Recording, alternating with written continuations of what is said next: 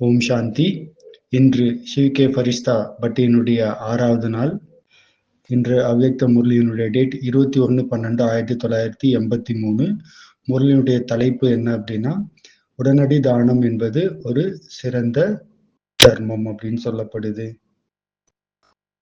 இப்போ நாம இந்த பிராமண வாழ்க்கையில பாபாவுடைய குழந்தைகளாக ஆயிட்டோமோ அப்பொழுது நமக்கு தானத்தினுடைய முக்கியத்துவத்தை பற்றி சொல்லப்படுகின்றது.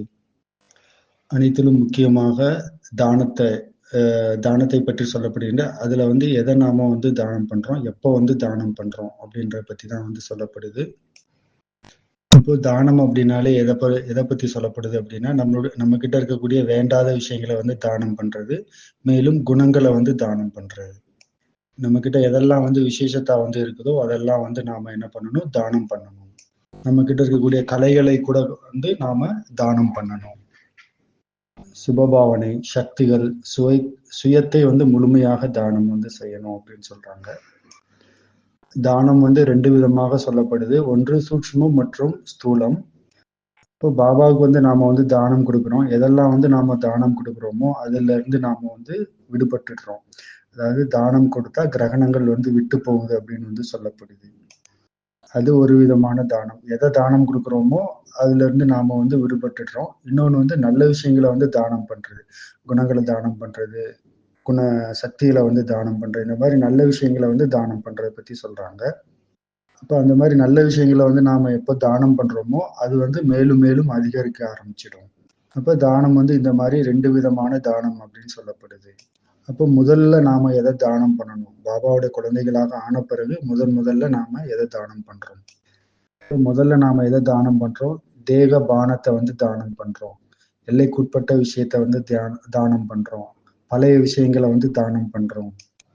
அதை தானம் பண்ணும்போதுதான் பாபா என்னெல்லாம் நமக்கு ஆஸ்தி கொடுக்குறாரோ அதை நம்மளால முழுமையாக எடுத்துக்கொள்ள முடியும்.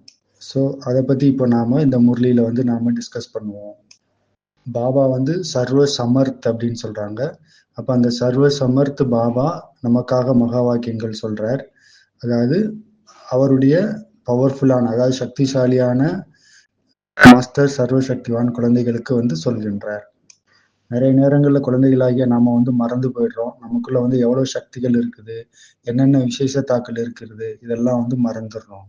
அப்போ பாபா என்ன பண்றார், எப்பொழுதுமே நமக்கு நினைவுபடுத்தி கொண்டே இருக்கின்றார். குழந்தைகளே, நீங்க சாதாரணமானவங்க இல்ல, நீங்க மகான் ஆத்மாக்கள், உங்களுக்குள்ள எவ்வளவு சக்திகள் இருக்கு, இந்த மாதிரி நமக்கு ஞாபகப்படுத்தி கொண்டே இருக்கின்றார். அப்போ இந்த முரளியில பாபா நமக்கு அதெல்லாம் நினைவுபடுத்துகின்றார். அவர் சர்வ சமர்த், அதாவது அவர் சர்வ சக்திவான். அப்ப நாமளும் கூட அவருக்கு சமமாக மாஸ்டர் சர்வசக்திவானாக ஆகிறோம். அப்ப நாம சர்வசக்திவான், அந்த சர்வசக்திவானுடைய குழந்தை மாஸ்டர் சர்வசக்திவான் அப்படின்ற நினைவுல இருந்து முரளி கேட்கணும், முரளி படிக்கிறோம் அப்படின்னா, அப்படி நமக்கு இருந்தோம் அப்படின்னா பாபா எதெல்லாம் சொல்லணும்னு நினைக்கிறாரோ அதை நாம நல்ல விதத்துல கிரகணம் பண்ணிக்குவோம் உள்ளுக்குள்ள.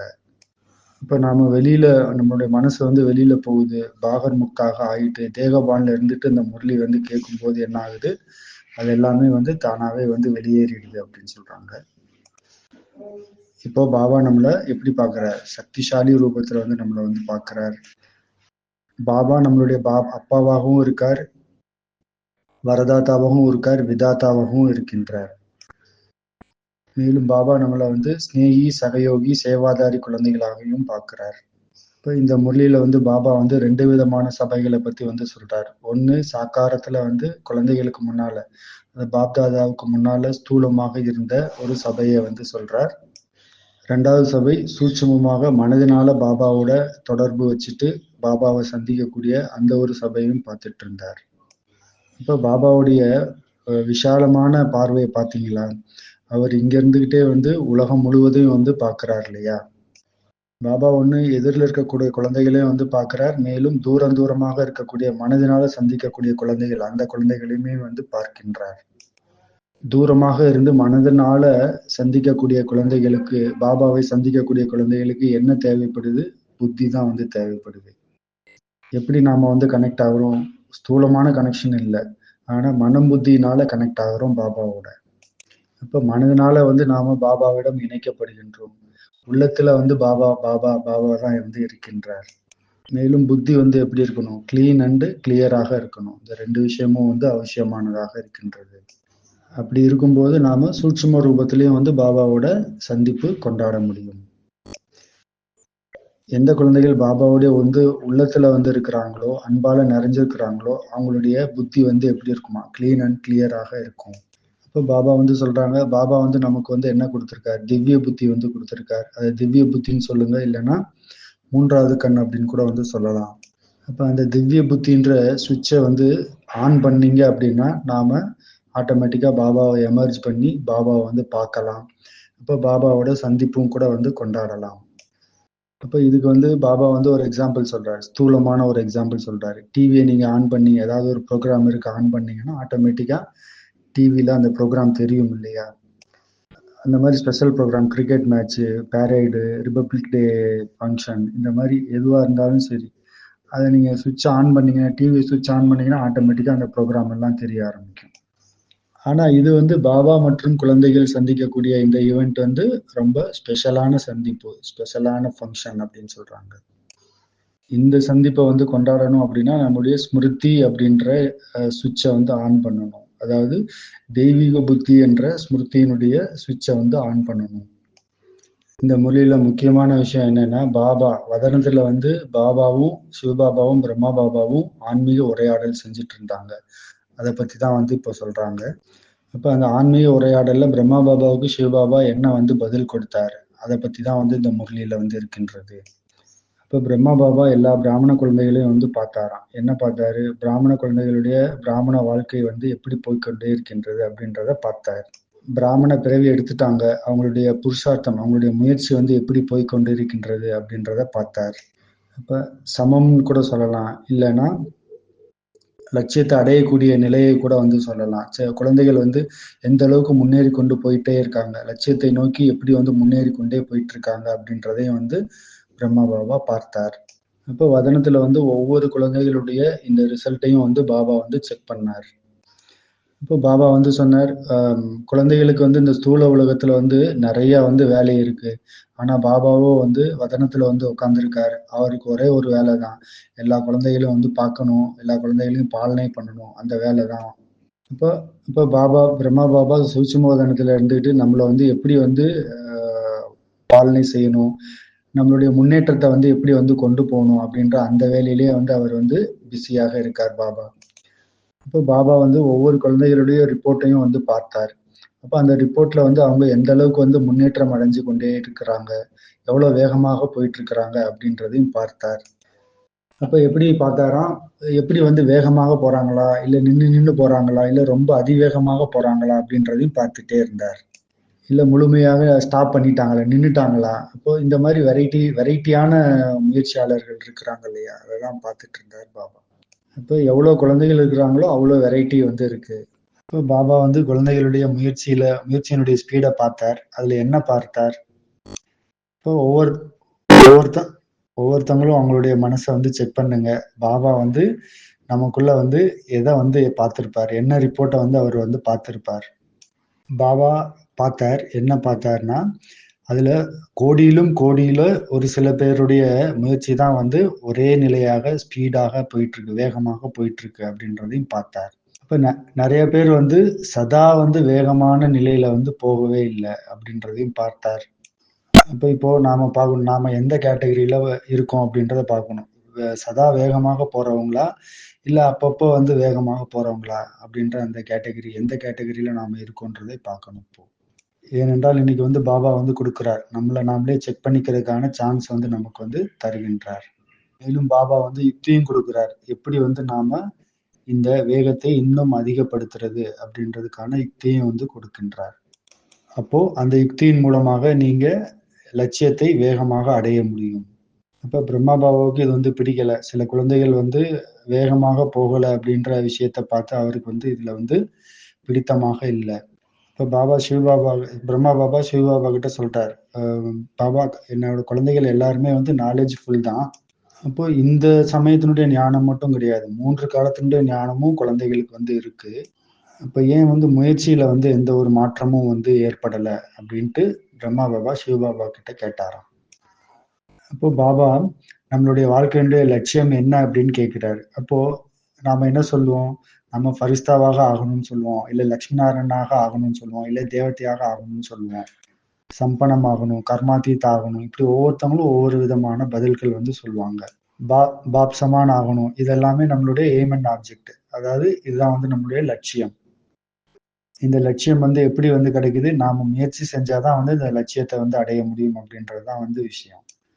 இப்போ பாபா வந்து அடிக்கடி வந்து முறையில வந்து சொல்றார், குழந்தைகளே இந்த விதியால இதை செய்யுங்க, அப்போ நீங்க வந்து வெற்றியை வந்து அடைவீங்க அப்படின்னு வந்து சொல்றாரு, அடிக்கடி சொல்றாரு. ஆனா அது வந்து என்ன விதி? அப்போ விதி அப்படின்னாலே வந்து ஒவ்வொரு கர்மத்திற்கும் பாபா வந்து ஸ்ரீமத் கொடுக்கிறார். அந்த ஸ்ரீமத் மூலமாக நாம செஞ்சோம் அப்படின்னா வந்து வெற்றி என்பது பிராப்தமாக அடைகிறோம். ஏன்னா இதை எப்படி செய்யணும், அதை எப்படி செய்யணும், இது தெரியாது அப்படின்லாம் வந்து நமக்கு தோணவே தோணாது. ஏன்னா வந்து பாபா வந்து எல்லாத்துக்குமே வந்து ஸ்ரீமத் கொடுக்கிறார். காலையில எழுந்ததுல இருந்து தூங்க போற வரைக்கும் ஒவ்வொரு காரியத்திற்கும் நமக்கு ஸ்ரீமத் கொடுக்கின்றார். இப்போ விதியும் கூட வந்து நமக்கு வந்து சொல்லிடுறார். அந்த விதியின் மூலமாக நமக்கு என்ன வெற்றியும் கிடைக்குது அப்படின்றத பத்தியும் சொல்லிடுறார். அப்ப நமக்கு வந்து காரணமும் தெரியுது, அதற்கான நிவாரணமும் கூட வந்து தெரிகின்றது. நமக்கு காரணமும் தெரியுது, நிவாரணமும் தெரியுது. இது அனைத்தும் தெரிஞ்ச பிறகும் கூட அப்ப அந்த காரணத்துக்கு நிவாரணம் என்பது வந்து நம்மளால வந்து அடைய முடியல. ஏனென்றால் நாம தெரிஞ்சும் கூட தெரியாத மாதிரி தான் வந்து இருக்கிறோம் அப்படின்றாங்க. அப்ப இந்த கேப் வந்து நாம வந்து எப்படி வந்து ஃபில் பண்றது? அப்ப நமக்கு எல்லா விஷயமும் தெரியுது. புருஷார்த்தம்னா என்ன? புருஷார்த்தத்தினால என்ன மாற்றம் கிடைக்குது? இதெல்லாமே வந்து நமக்கு வந்து தெரியுது. விதினா என்ன? அந்த விதியை வந்து செஞ்சோம்னா என்ன வெற்றி கிடைக்குது அப்படின்றதும் நமக்கு வந்து தெரியுது. ஆனா தெரிஞ்சும் கூட வந்து ஏன் வந்து வித்தியாசம் ஏற்படுது? அப்ப நம்ம பல விதமான விஷயங்கள சொல்றோம். பரிஸ்திதி, இந்த மாரி மற்றவங்கள வந்து குறை சொல்றோம். அப்போ இதுல இதுல இருந்து நம்ம வந்து எப்படி வந்து மாற்றத்தை ஏற்படுத்தி காரணத்திற்கு நிவாரணம் வந்து கொண்டு வர்றது? அப்போ பிரம்மா பாபா சிவபாபா கிட்ட கேட்டாராம். அப்ப ஏன் வந்து இப்படி வந்து இந்த வித்தியாசம் என்பது வந்து தென்படுகின்றது குழந்தைகளிடத்தம் அப்படின்னு கேட்டாரு. அப்ப சிவபாபா புன்முறுவலோடு பிரம்மா பாபா கிட்ட வந்து சொன்னாராம். குழந்தைகளிடம் பழக்கங்கள் அப்படிப்பட்டதாக இருக்கின்றது அப்படின்னாராம். சம்ஸ்காரம் அப்படி இருக்கின்றது அப்படின்னு சொன்னாராம். பாபா நமக்கு ஃப்ரெஷ்ஷான பழங்களை வந்து கொடுக்குறாரு. ஆனா நாம என்ன பண்றோம்? அதை வச்சுட்டு அப்படியே காய வச்சிடுறோம். இப்போ ஃப்ரெஷ்ஷான ஃப்ரூட்னா எப்படி? ஃப்ரெஷ்ஷான பழம்னா எப்படி இருக்கும்? ஜூஸ் வந்து நல்லா இருக்கும். அப்ப அதை வந்து காய வச்சு நம்ம சாப்பிடுறோம் அப்படின்னா அதனுடைய பலன் வந்து அப்படித்தானே வந்து இருக்கும். இதனுடைய அர்த்தம் என்ன? பாபா வந்து நமக்கு வந்து ஃப்ரெஷ்ஷான பழம் குடுக்குறாரு. ஆனா அத நம்ம வந்து காய வச்சு அத சாப்பிடுறோம். இதனுடைய அர்த்தம் என்ன? அப்படின்னு கேட்கிறாங்க. அப்போ பாபா வந்து ஸ்ரீமத் வந்து குடுக்குறார். அந்த ஸ்ரீமத்த வந்து உடனடியாக செய்யாம நம்ம கொஞ்சம் லேட்டா வந்து செய்றோம். அந்த ஸ்ரீமத்த. பாபா என்னெல்லாம் வந்து இன்னைக்கு ஸ்ரீமத் குடுக்குறாரோ அத வந்து உடனடியாக செய்யணும் அத. அப்படின்னா நாம ஃப்ரெஷ்ஷான பழத்த வந்து சாப்பிடுறோம்னு அர்த்தம். பாபா இன்னைக்கு ஸ்ரீமத் குடுக்குறாருன்னா அத இன்னைக்கே செஞ்சுட்டோம்னா ஃப்ரெஷ்ஷான பழத்த வந்து சாப்பிடுறோம். இப்போ பாபா கிட்ட இருந்து என்ன டைரக்ஷன் கிடைக்குதோ அதை வந்து உடனடியாக செஞ்சுட்டோம் அப்படின்னா அதுதான் வந்து ஃப்ரெஷ்ஷான ஃப்ரூட், ஃப்ரெஷ்ஷான பழம். இப்போ அந்த அந்த டைரக்ஷனை வந்து லேட் பண்றோம் அப்படின்னா சக்தியும் வந்து கிடைக்காது, அந்த காரியமும் கூட அந்த அளவுக்கு வந்து சக்திசாலியாக இருக்காது. அனைத்திலும் முக்கியமான விஷயம் பாபா சொல்றார். அதாவது தாசா தாசா பல்னா ஃப்ரெஷ்ஷான பழம். அதனுடைய அர்த்தம் என்ன? இப்போ முதல் ஸ்ரீமத் என்ன? இப்போ தன்னை ஆத்மா அப்படின்னு உணர்ந்து பாபாவை நினைவு செய்யறதா வந்து ஃபர்ஸ்ட் ஸ்ரீமத். இந்த ஸ்ரீமத்துல வந்து எவ்வளவு பர்சன்டேஜ் நமக்குள்ள வந்து வருது, இதை வந்து எவ்வளவு நாம வந்து லேட் பண்றோம், இப்போ எத்தனை முறை இந்த டைரக்ஷனை வந்து நாம யூஸ் பண்ணியிருக்கோம், எத்தனை முறை வந்து இதை யூஸ் பண்ணாம சைட்ல வந்து வச்சிருக்கோம், அதாவது மறந்து போயிடுறோம். ஆத்மா அப்படின்ற உணர்வுலயே வந்து வர்றதில்ல, மறந்துடுறோம். அப்ப அப்ப நாம எவ்வளவு நேரம் வந்து நாம வந்து விழிப்புணர்வோட இருக்கோம், எவ்வளவு நேரம் வந்து நாம மறந்த நிலைக்கு போயிடுறோம். எப்போ வந்து ஆத்மா அப்படின்ற சொரூபத்துல இருக்கோமோ அப்போ விழிப்புணர்வோட இருக்கும், அதாவது கான்சியஸாக ஆயிடுறோம். எப்போ வந்து ஆத்மான்ற நினைவு வந்து மறந்துடுறோமோ அப்போ வந்து அன்கான்சியஸாக ஆயிடுறோம், மயக்கம் அடைஞ்சிடுறோம் அப்படின்னு சொல்றாங்க. அப்ப எவ்வளவு நேரம் வந்து நாம வந்து நம்மளுடைய சக்தியை வந்து யூஸ் பண்றோம். அப்ப சக்தியை யூஸ் பண்றோம்னாலே என்ன அர்த்தம்? நாம கான்சியஸ்ல வந்து இருக்கோம், ஆத்ம உணர்வுல இருக்கோம் அப்படின்றது அதான் அர்த்தம். அப்போ பாபா வந்து எக்ஸாம்பிள் கொடுக்குறார், பிரம்மா பாபா மற்றும் அம்மாவுடைய எக்ஸாம்பிள். அவங்க என்ன செஞ்சாங்க? பாபா என்ன சொன்னாரோ அதை வந்து அப்படியே வந்து செஞ்சாங்க. அப்போ பாபா என்ன பண்ணார்? நான் ஆத்மா அப்படின்ற பிராக்டிஸ் வந்து பண்ணார். அது எப்படி பண்ணார்? எழுதினார், நான் ஆத்மா. அப்போ எல்லா சம்பந்தங்களும் அவங்களும் கூட அந்த ஆத்மா அப்படின்ற விஷயத்த வந்து எழுதினார். அந்த மாதிரி எழுதி எழுதி முழுமையாக பயிற்சி செஞ்சு தன்னுடையதாக ஆக்கிக்கிட்டார். தன்னுடைய வாழ்க்கையிலையும் அதை நடைமுறைப்படுத்தினார் பிரம்மா பாபா. இப்போ அதைத்தான் வந்து என்னன்னு சொல்றாங்க, இன்ஸ்டன்ட் ஃப்ரூட்டு, ஃப்ரெஷ்ஷான பழம் அப்படின்னு சொல்லப்படுது. அதனாலதான் பிரம்மா பாபா நம்பர் 1 ஆயிட்டார். அப்போ நமக்கும் வந்து அந்த மாதிரி டைரக்ஷன் கிடைக்குது இல்லையா? அப்போ அந்த டைரக்ஷனை வந்து எந்த அளவுக்கு நாம வந்து அதை நடைமுறையில கொண்டு வந்திருக்கோம், எவ்வளவு நேரம் அதை டிலே பண்ணியிருக்கோம். நமக்கும் பாபா கிட்ட இருந்து இந்த டைரக்ஷன் வருது. நாம ஆத்மாக்கள், இந்த சரீரம் வந்து பழைய சரீரம் அப்படின்ற டைரக்ஷன் வந்து வருது. இந்த டைரக்ஷனை வந்து எந்த அளவுக்கு நாம உடனே நடைமுறைப்படுத்துறோமோ அப்போ உடனடியான பலன் கிடைக்குது. அதை டிலே பண்ண என்ன ஆகுது, அந்த பழத்தை வந்து காய வச்சிடுறோம். பாபா இந்த ஃப்ரெஷ்ஷான பழத்துக்கு 2 விஷயத்த வந்து சொல்றார். இந்த ஃப்ரெஷ்ஷான பழம் ஒன்று தனக்காக, இன்னொன்று சேவைக்காக. நாம சேவைக்காக மற்றவங்களுக்காக பயன்படுத்தணும். இதைத்தான் வந்து என்னன்னா உடனடி தானம் அப்படின்னு சொல்லப்படுது. அதாவது நினைச்சோம் செஞ்சோம் அப்படின்ற மாதிரி இருக்கும். சுயத்துக்காக, தனக்காக நாம என்னென்னலாம் சிந்தனை பண்றோம், எதெல்லாம் செஞ்சோம் நாம, அப்போ அதை நாம வந்து சுயத்துக்காக நினைச்சோம் செஞ்சோமா செய்யலையா, அப்போ எவ்வளவு வந்து வித்தியாசம் வந்து இருக்கின்றது. அப்போ சேவைக்காக நம்ம வந்து பிளான் பண்றோம், யோசிச்சுட்டே இருக்கோம். ஆனாலும் யோசிக்கிறதோட நின்றுது. அதை வந்து அந்த பிளானை வந்து நடைமுறையில வந்து கொண்டு வருவதில்லை. அப்போ சுயத்துக்காகவும் நாம வந்து செய்யறது இல்லை, சேவைக்காகவும் செய்யறது இல்லை. இன்னைக்கு ஒரு ஹோம்ஒர்க் வந்து அப்படி எடுத்துக்கணும். சுயத்துக்காக ஒரு விஷயத்த வந்து யோசிக்கணும், அதை செஞ்சாகணும். மற்றொன்று சேவைக்காக நாம என்னென்னலாம் யோசிச்சோம், அதெல்லாம் வந்து செஞ்சோமா செய்யலையா, இதெல்லாம் வந்து செக் பண்ணணும். அது அந்த மாதிரி எத்தனை விஷயங்களை வந்து நாம செய்யாம விட்டுருக்கோம், இதெல்லாம் வந்து செக் பண்ணணும். இதுதான் வந்து இன்னைக்கு வந்து ஹோம்ஒர்க்கு. பாபா நமக்கு முன்னால 2 பேருடைய எக்ஸாம்பிள் வந்து சொல்றாரு. அதாவது பாபா மம்மா, அவங்க தான் வந்து இந்த ஞான மார்க்கத்துல நமக்கு முன்னால இருக்கக்கூடிய உதாரணமாக இருக்காங்க.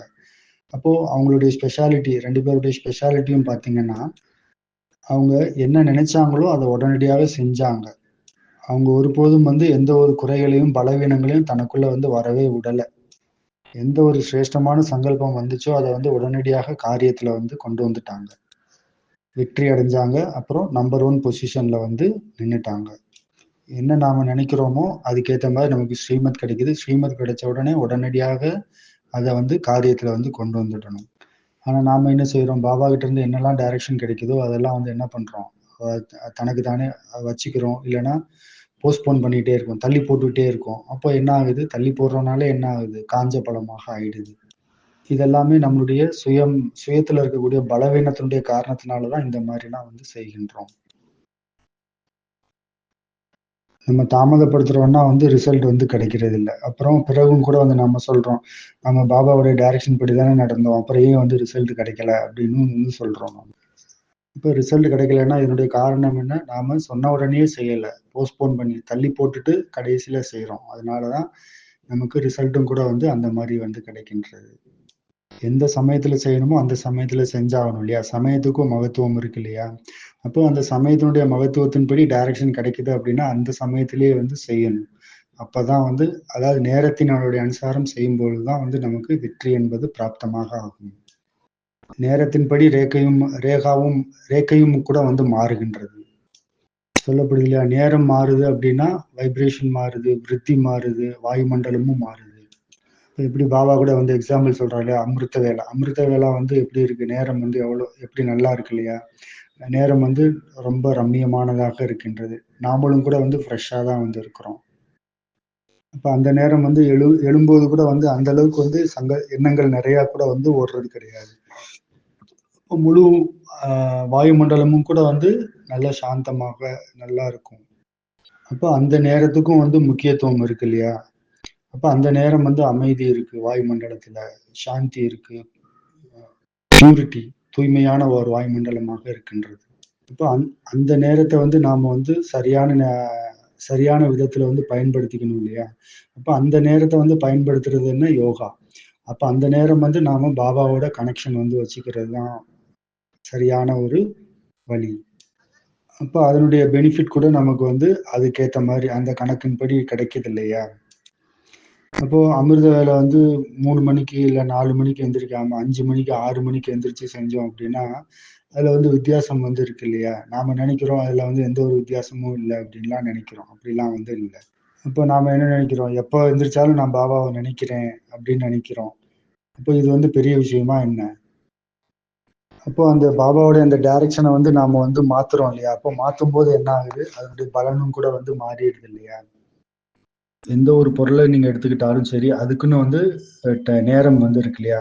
அதுக்கு வந்து அந்த நேரத்திற்கு ஏத்த மாரி அந்த பொருள் வந்து முக்கியத்துவம் வாய்ந்ததாக இருக்குது இல்லையா?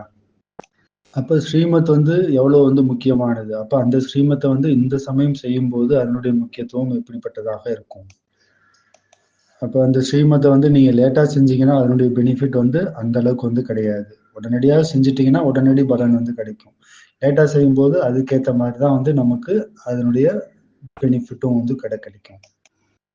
இப்போ பாபா வந்து நமக்கு வந்து டைரக்ஷன் குடுக்குறாங்க. யோகா நினைவுல வந்து இருங்க, சொமான்ல வந்து இருங்க அப்படின்னு டைரக்ஷன் குடுக்குறாங்க. ஆனா அந்த டைரக்ஷன வந்து நம்ம செய்யல அப்படின்னா, அப்போ அந்த செய்யாததுனால நமக்கு வந்து நம்மளுடைய சூழ்நிலைகள் கூட வந்து மாற ஆரம்பிச்சுரும். அப்போ இந்த நேரம் வந்து நமக்கு வந்து நெறைய வேலை இருக்கு அப்படி இப்படின்னு சொல்றோம். ஆனா இந்த நேரத்துல வந்து செய்யல, சங்கம யுகத்துல செய்யாம அதுக்கப்புறம் வந்து செய்றீங்க அப்படின்னா, அதுக்கப்புறம் வந்து என்ன ஆகுமா? அலைச்சலுடைய நேரம் தான் வரும். அந்த நேரம் நாம வந்து எந்த ஒரு பயிற்சியும் வந்து செய்ய முடியாது. எந்த ஒரு ஸ்டேஜையும் வந்து நம்மளால வந்து எந்த ஒரு ஸ்திதியும் கூட நம்மளால வந்து உருவாக்க முடியாது. அப்போ இந்த சமயம் பாபா என்ன சொல்றாரு? உடனடி தானம் மகா புண்ணியம் அப்படின்னு சொல்றாரு. பாபா சொல்றாங்க அந்த சமயத்திலேயே சொன்ன உடனேயே அந்த சமயத்திலேயே ஊக்கம் உற்சாகத்தோட செய்யும்போது தான் வந்து அந்த கர்மத்தினுடைய பலனும் கூட வந்து நமக்கு வந்து கிடைக்குது. அதைத்தான் வந்து ஃப்ரெஷ்ஷான பழம் அப்படின்னு சொல்லப்படுது. அப்போ அதன் மூலமாக நாம என்ன ஆயிடுறோம்? சக்திசாலியாக ஆயிடுறோம். இப்போ பாபா வந்து கேட்டார், பாருங்க நீங்க எப்படிப்பட்ட பழத்தை வந்து சாப்பிடுறீங்க. இப்போ பாபா கிட்ட இருந்து என்ன டைரக்ஷன் வருதோ அந்த டைரக்ஷனை அந்த சமயம் உடனடியாக செய்யும்போது தான் வந்து நாம என்ன பண்றோம்? ஃப்ரெஷ்ஷான பழத்தை வந்து சாப்பிடுறோம். இப்போ அதை லேட் ஆக்கிட்டு கடைசியில வந்து செய்றோம் அப்படின்னா நாம காய்ந்த பழங்களை வந்து சாப்பிடுறோம் அப்படின்னு அர்த்தம். அப்படி செய்யும்போது அந்த காய்ந்த பழத்தை சாப்பிடும்போது நாம சக்திசாலியாக ஃபீல் பண்ண முடியாது. இப்ப நாம வந்து என்ன பண்றோம்? முயற்சி வந்து நிறைய செய்றோம். ஆனா பிராப்தம் வந்து அதுக்கு பலன் வந்து கம்மியா தான் வந்து இருக்கு. பாபா வந்து திரிகாலதர்சி. அவர் வந்து என்ன மகா வாக்கியங்கள்லாம் வந்து சொல்றாரோ, அதை வந்து சாதாரணமா அப்படியே வந்து எடுத்துக்க முடியாது நாம. அது வந்து எல்லைக்குட்பட்டதாகவும் நம்மளால வந்து எடுத்துக்க முடியாது. அப்ப அந்த சொன்ன மகா வாக்கியங்கள் அவருக்கு முன்னால இருந்தவங்களுக்கு அது வந்து ஃப்ரெஷ்ஷான பழம். மேலும் இப்ப நாம கேட்கிறோம், படிக்கிறோம். அப்படியும் கூட நமக்கும் கூட அது வந்து என்னவாம்? ஃப்ரெஷ்ஷான பழம் அப்படின்னு சொல்றாங்க. இப்போ பாபா வந்து ஒவ்வொரு ஆத்மாக்களுக்கும் தனிப்பட்ட முறையில வந்து டோசேஜ் வந்து குடுக்கின்றார். இப்போ டாக்டர் இருக்காருன்னா எல்லா பேஷண்ட்டுக்கும் வந்து ஒரே மருந்து வந்து குடுக்கறது கிடையாது. அப்போ ஒவ்வொரு பேஷண்ட்டுக்கும் வந்து விதவிதமான வியாதிகள் இருக்கு. அப்போ டாக்டர் என்ன பண்றாரு? நாடி பார்த்து தானே வந்து மருந்து எல்லாம் குடுக்குறாரு. பாபா வந்து சுப்ரீம் சர்ஜன். அப்போ அவருடைய மருந்தும் கூட வந்து வித்தியாசமானதாக இருக்கும் இல்லையா? ஒவ்வொரு குழந்தைகளுக்கும் வித்தியாசமானதா மருந்தா தான் இருக்கும். இந்த முரளியினுடைய முழுமையான விஷயம் என்ன அப்படின்னா, எதை நினைக்கிறோமோ அதை வந்து செய்யணும். இப்ப எவ்வளவு வந்து நம்ம வந்து நேரத்தை வந்து வீணடிக்கிறோம். யோசிக்கிறதுக்கும் செய்யறதுக்கும் நடுவுல எவ்வளவு நேரத்தை வந்து வீணடிக்கிறோமோ, அந்த அளவுக்கு வந்து நமக்கு தடங்களும் வந்து நிறைய வந்து அதிகமாகிக் கொண்டே போகின்றது. மேலும் நம்முடைய சுயத்தினுடைய பலவீனங்களும் வந்து அஹ், இடையில வந்து வரும். அதுவும் கூட வந்து நம்மள வந்து செய்ய விடாது, கஷ்டப்படுத்தும். அப்போ இப்போ ஊக்கம் உற்சாகம் கூட வந்து கம்மியாக ஆயிடும். இப்போ ஊக்கம் உற்சாகம் கம்மியாயிடுச்சு அப்படின்னா நாம என்ன பண்ணுவோம்? கடினமான உழைப்பை வந்து போட்டு தான் வந்து அந்த காரியத்தை வந்து செய்வோம். அப்படி செஞ்சாலும் கூட வந்து அந்த காரியத்துக்கான வெற்றிக்கான பலன் வந்து அந்த அளவுக்கு வந்து எதிர்பார்த்த அளவு வந்து வருவதில்லை. இப்போ பாபாவும் கூட வந்து சொல்றாரு, ஃப்ரெஷ்ஷான ஃப்ரூட் சாப்பிடுறது அப்படின்னா என்ன அர்த்தம்? பாபா வந்து என்ன டைரக்ஷன் கொடுக்குறாரோ அதை வந்து நாம வந்து தாமதப்படுத்தாம உடனே செய்யறது தான் வந்து ஃப்ரெஷ்ஷான பழம்.